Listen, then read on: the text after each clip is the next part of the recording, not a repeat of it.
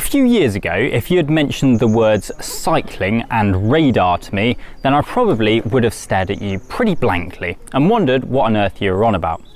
Over the last few years though, they've gone from unheard of to must have.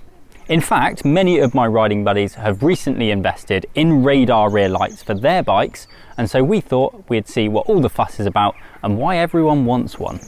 Firstly, it's probably quite useful to explain what a rear radar actually is and how they claim to benefit you whilst riding. This particular one is the Magicshine Seemee R300 radar taillight, and it can detect traffic from 140 meters away, whether that's a fast moving car or lorry, an e-bike, a youth on a moped, or an old person in a Peugeot. I could go on, but you get the idea. That information is then displayed on your head unit, and if you look here you can see how far away the approaching traffic is, and then, well, either react accordingly or at least not be surprised when something does come whizzing past. Now, I must admit, before using a radar, I was a little bit skeptical about how useful they actually are.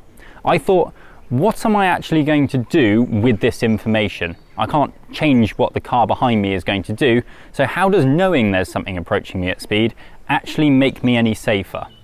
Then I actually used one and discovered that the benefits are actually twofold. Firstly, with its 35-degree viewing angle, if there is something behind me, then this R300 is going to know about it.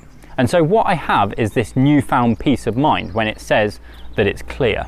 That means that I've found myself not finding it necessary to check over my shoulder quite so much, and instead I can focus on the road ahead of me. Secondly, and this is probably the key thing, this bit of the R300, just there, is a 300 lumen light, and when a vehicle gets within 70 meters, it triggers a flash before smart dimming.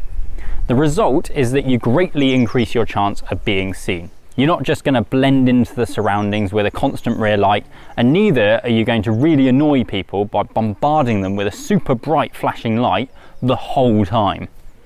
That would also absolutely eat through battery. Forget AI bike lights and braking modes. This is what I want a smart bike light to do. I said earlier that lots of my riding buddies have recently got themselves on the radar bandwagon, and I was kind of intrigued to find out why they hadn't got one sooner. The general consensus was that either people simply didn't know they existed until recently, and also the fact that they've got loads better in recent years. Take this Seemee R300 for example. Even in its very, very brightest light setting, it will last up to 8 hours with the radar on, and up to 100 hours as a real light standalone. It's IPX6 water resistant, so is well equipped for days that aren't as uncharacteristically nice as today. And it has a 2-year warranty, so you can be confident that this will survive whatever roads and conditions you throw at it. The next thing that was putting me off getting one was just the general faff.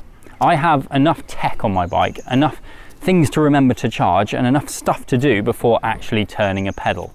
With a radar, that isn't exactly the case though. It really is easy to use. I am a bit of a tech geek, but I get that not everyone is, and I completely understand that sometimes the cycling industry can quite literally sap the fun out of cycling with tech. A radar though, it's almost fit and forget. It's no harder to fit than a rear light, needs charging not a lot more often, and it's no harder to use than one either.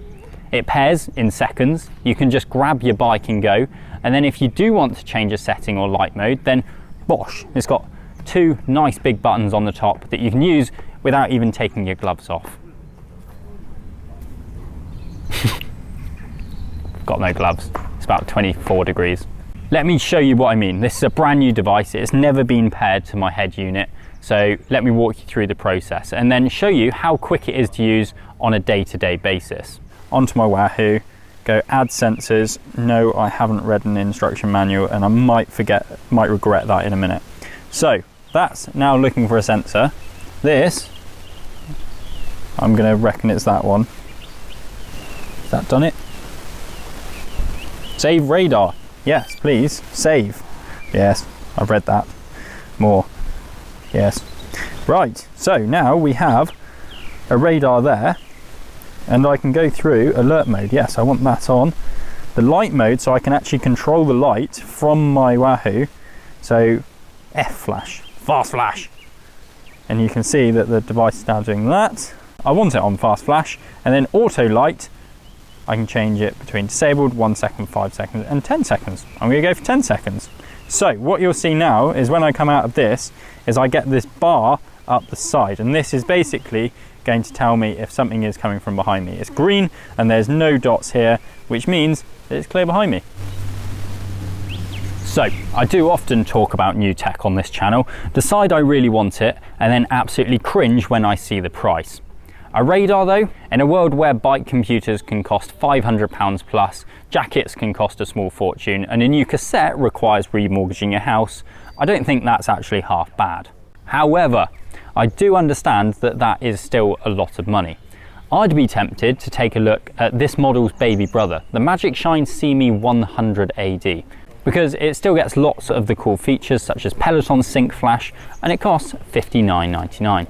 When a decent rear light is going to cost you at least half of that anyway, I don't think it's any wonder that radars are gaining quite so much traction.